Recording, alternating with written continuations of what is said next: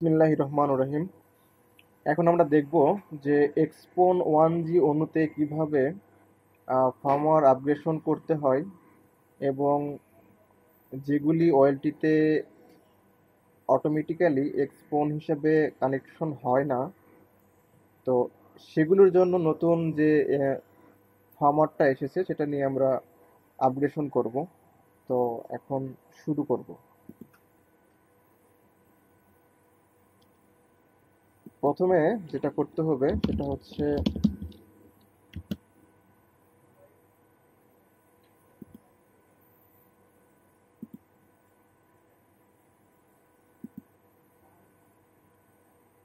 Ether যে পোর্টটা আছে, ether পোর্টে IP assign করতে হবে। আইপিটা হচ্ছে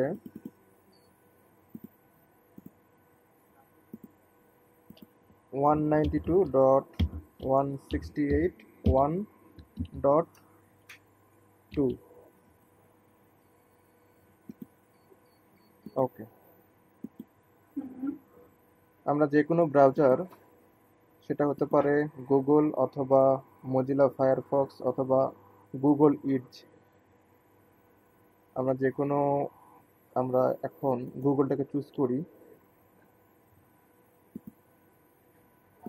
এখানে আমরা ব্রাউজারে লিখবো 192.168.1.1। এটা আইপি বসানো আছে। আমাদের এক্সপন 1G যে অণুটা আছে সেই অণুটা নতুন করে ওএম করা। আমাদের ওএম এর নাম হচ্ছে স্পিড প্লাস। স্পিড প্লাস, এটার ইউজার নেম অ্যাডমিন এবং পাসওয়ার্ড অ্যাডমিন।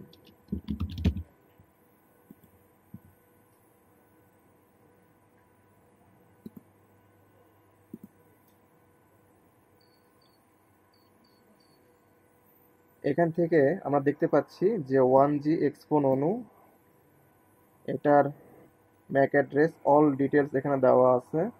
আর এখানে অনেকগুলো অপশন আছে। অনেকগুলো অপশনের মধ্যে এখান থেকে সিস্টেম টুল থেকে আমরা যেটা চুজ করব সেটা হচ্ছে ফার্মওয়্যার আপগ্রেড।